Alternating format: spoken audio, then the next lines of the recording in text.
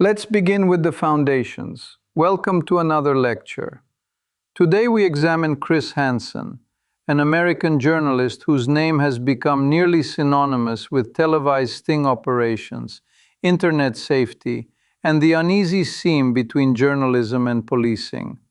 I am Alexei. Thank you for listening. Hi, I'm Priyanka. Happy to be here and ready to take notes along with everyone else. To frame our discussion, it's important to understand a few basic definitions. Chris Hansen is a journalist and presenter who rose to prominence at Dateline NBC, especially through To Catch a Predator from 2004 to 2007. In simpler terms, he helped popularize televised operations in which decoys posed as minors online. Suspects arrived at a controlled location and a confrontation occurred on camera, sometimes followed by arrest when local police were partners. That format, later revived and adapted on other platforms, positioned journalism not merely as observer but as instigator of a process designed to reveal alleged criminal intent. Now, technically, a sting operation is a controlled scenario in which investigators or collaborators simulate an opportunity to commit a crime. Decoys and scripted communications establish context, the venue is secured, and recording equipment captures interactions. Investigative journalism, in its classic definition, uncovers hidden facts in the public interest through research, verification, and at times undercover methods. Hansen's projects sit precisely at the intersection. Citizen activist groups like Perverted Justice in the early era, news crews, and later law enforcement coordinated to expose suspected online predators. We observe, therefore, not only a storytelling device, but a hybrid procedural system, raising questions about evidence handling, entrapment concerns, and the ethical perimeter of the press. Moving forward, why does this matter now? The digital age relocates risk into the home, onto phones and game platforms. Hansen's work, from Predator to later iterations like Hansen versus Predator and Takedown with Chris Hansen, foregrounds online grooming dynamics and the necessity of internet safety. At the same time, the marriage of media and law enforcement invites scrutiny.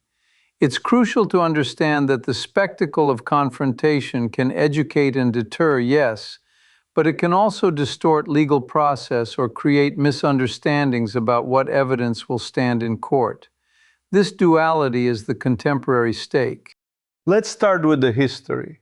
Christopher Edward Hansen was born in Chicago in 1959, grew up in Michigan, and by his own account was spurred toward reporting at age 14 by the 1975 disappearance of Jimmy Hoffa. He studied at Michigan State University, completed a BA in telecommunication in 1981, and began filing as a reporter at NBC affiliate WILX while still a student. The 1980s were the apprenticeship decade across Michigan and Florida newsrooms, culminating in an investigative role at WDIV in Detroit by 1988. This local immersion in crime, governance, and industry was the crucible for the later national work. In 1993, he joined NBC News for Now with Tom Brokaw and Katie Couric, then Dateline NBC. Throughout the 1990s and into the 2000s, he produced high-stakes investigations: the Oklahoma City bombing, the Unabomber, TWA Flight 800, child slave labor in India, counterfeit pharmaceuticals in China, airport security failures that prompted FAA policy reviews, and crucially, extensive coverage surrounding the September 11 attacks, with reporting on groups linked to Al-Qaeda, including an expose on attempts to procure missiles and nuclear components. Those stories earned him major recognition, from 10 Emmy Awards to multiple Edward R. Murrow Awards, and placed him within investigative journalism's decorated cohort. From 2004 to 2007, To Catch a Predator crystallized his public persona, complete with the now ubiquitous phrase, "Why don't you have a seat?" Dateline experimented with spin-offs like To Catch a Con Man and To Catch an ID Thief, applying the Sting template to financial fraud. Popular culture echoed back, with cameos and parodies across 30 Rock, The Simpsons, South Park, The Boondocks, Blackish, The Boys, and recurring nods in music. Visibility of this magnitude inevitably brings debate about process, tone, and consequences.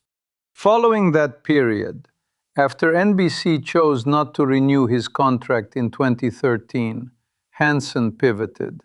There was a 2015 Kickstarter for Hansen vs. Predator that raised less than its target and drew some fulfillment complaints online. The concept was later incorporated into Crime Watch Daily in 2016, where his arrival coincided with a ratings uptick, and the Predator format recurred. By 2018, the show ended, and in 2019 he launched Have a Seat with Chris Hansen on YouTube, delving into creator culture controversies, including allegations against YouTuber James Jackson, also known as Onision. An attempted in-person interview in 2020 prompted a police call but no action against Hansen, and a brief lawsuit filed by Jackson was withdrawn the next day. In parallel, he co-founded the streaming service True Blue, returned with Takedown with Chris Hansen in 2022, and released Dangerous Games, investigating Roblox in 2026, extending the safety lens into youth gaming platforms. Also in 2026, A24 slated Primetime, directed by Lance Oppenheim with Robert Pattinson portraying Hansen, signaling the continuing cultural resonance of the format. It is worth noting that public life brings turbulence. Reports in early 2019 described an eviction over unpaid rent. A larceny charge that same month, tied to disputed checks for promotional items, was later dropped. And in 2021, a warrant issued after a missed court appearance connected to a 2020 sting was resolved when he turned himself in and characterized it as a misunderstanding. These episodes intersected with his shift from network infrastructure to independent production, where arguably operational risk is less buffered. Before we get to the complexities, a brief personal note. As someone who spends his days thinking about systems, I find sting journalism pedagogically interesting. It is in essence a stress test of human behavior and institutional protocol. The variable is intent, the control is procedure, and the output is, one hopes, truth in service of safety. But like any stress test, it can overfit to the spectacle if we do not maintain rigorous standards. That tension is why we study this case. This brings us to three big questions. Priyanka, would you begin? Professor, may I ask something simple first? What has been the historical impact of Hansen's sting operations on journalism and on law enforcement? Like, did the format help or, complicate the institutions involved? To elaborate, the impact has been dual. On the beneficial side, Predator-era collaborations demonstrated to a mass audience that online grooming could be operationalized and interdicted, and that decoy communications, chain of custody preservation, and interagency coordination could be executed at speed. In some jurisdictions, police participation did yield arrests, and the educational halo was immense, prompting parents and platforms to adapt. On the complicating side, when journalism crosses into quasi-policing, we risk conflating audience objectives with prosecutorial standards. Allegations of entrapment, even when legally unsubstantiated, can cloud public understanding of predisposition versus inducement. Moreover, the presence of cameras can alter behavior, both of suspects and of officials, and errors in evidence handling can imperil cases, as procedural scrutiny later showed in various operations. Ethically, we must ask whether the spectacle sometimes outruns the substance. Professor, could you clarify with maybe a couple of concrete cases? Like, where were the ethics or the procedure most visible to the public?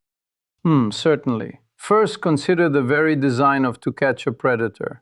Decoys, scripted chats, a controlled house, and then the handoff to police. The educational merit is clear, but the joint presence of activists, journalists, and officers is also the precise point at which ethical debates ignite. Second, look at later developments. In 2020, a Michigan sting led to court proceedings where documentation and evidence handling drew attention. And in 2021, a missed appearance by Hansen briefly became its own procedural headline before being resolved. Both examples underline the fragility of logistics when media and law intersect. Finally, his YouTube-era attempt to interview James Jackson on Jackson's property illustrates the boundary questions in the creator ecosystem. The right to ask versus the right to do so on private property. Police declined action against Hansen, yet the moment revealed how quickly investigative content collides with privacy norms. In each instance, we see benefit, risk, and the need for protocol. So, yeah, moving on. If we imagine a different path, what if NBC had renewed Hansen's contract in 2013? Would the Sting format have stayed in prime time? And how might that have changed the true crime landscape? Theoretically, had NBC extended the relationship, several outcomes are plausible. 1. The Predator template might have persisted on a major broadcast platform, normalized within tighter standards and practices, with greater legal vetting and perhaps narrower creative latitude. 2. The centrifugal pull toward syndication, crowdfunding, and later streaming could have been delayed for Hansen himself, possibly muting early experiments like the 2015 Kickstarter, or changing the cadence by which he arrived on YouTube in 2019. 3. The broadcast imprimatur may have constrained tonal grit that streaming later embraced in Takedown with Chris Hansen. In exchange, the network's procedural infrastructure might have reduced the operational frictions that contributed to later controversies. Broadly, the genre likely would have remained more centralized, less atomized among independent creators, at least for a time. And do you think that would have changed how audiences perceive journalism? Like, trust in televised stings versus creator-led investigations online? We can infer a modest shift. Sustained network stewardship may have preserved a clearer boundary between journalism and vigilante content in the public mind. Because broadcast routines impose visible editorial hierarchies. Absent that, the 2010s saw a blurring. Creators adopted sting techniques, platforms hosted allegations in real time, and audiences conflated documentary method with advocacy or entertainment. Had Predator remained a primetime fixture, trust in that specific brand might have stayed higher among some demographics, while the overall migration to digital would still proceed. In simpler terms, the center would hold longer, but the periphery was always going to expand. Let's shift focus to the present. The open question now is how sting operations and digital safety evolve as our social spaces move into encrypted chats, game platforms, and short-form video economies. Professor, I'm curious about what remains unresolved. What are the biggest open issues in digital safety and predator stings today, especially after projects like the Roblox documentary? Several tensions persist. First, platform responsibility versus user privacy. Parents want strong moderation on youth platforms, while civil libertarians warn against surveillance creep. Second, creator-led investigations can surface leads quickly, but may lack evidentiary rigor and duty of care, risking harm or contamination of cases. Third, Cross-jurisdictional enforcement lags the fluidity of online grooming. A suspect, a server, and a victim can be in three legal regimes. Fourth, public appetite for confrontation remains high, which can tilt incentives towards spectacle. Hansen's 2026 Roblox special illuminated these frictions, and his interviews with law enforcement, victims, and even a banned creator reflected the debate. Do platform bans deter or merely displace? How should creators coordinate with police without jeopardizing prosecutions? There is not yet consensus. What kinds of tools or methods might help? Are there technologies or processes that balance privacy with safety without, breaking trust? A few avenues look promising. Privacy-preserving age assurance can move beyond crude ID uploads toward device-level or behavior-based signals combined with cryptographic proofs that disclose as little as possible.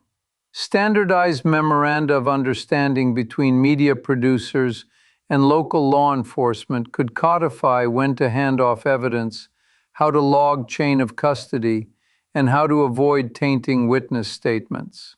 Independent ethics boards for high-risk investigative series could review methodology pre-publication, akin to institutional review boards in research. Platform transparency reports, audited by third parties, could track response times, ban efficacy, and recidivism without exposing users. And importantly, safety by design features in youth spaces, default private profiles, constrained messaging, robust reporting flows, reduce the need for downstream interdiction. In conclusion, none of these eliminate risk, but together they create a more defensible equilibrium. To summarize, investigative journalism seeks truth in the public interest, and sting operations are controlled tests of behavior under oversight. Hansen's career, from Dateline's Predator era and terrorism reporting, to syndicated television, YouTube, True Blue, and a Roblox safety special, illustrates both the power and perils of collapsing journalism and enforcement into a single performance. Our three questions asked how the format reshaped ethics and law, what might have changed had NBC kept him in 2013, and where digital safety must go next. The reading list here is media ethics. Start there, and bring your skepticism and your empathy in equal measure. Thank you for listening to another lecture. Until next time. Thank you, Professor. That was helpful to think through, actually.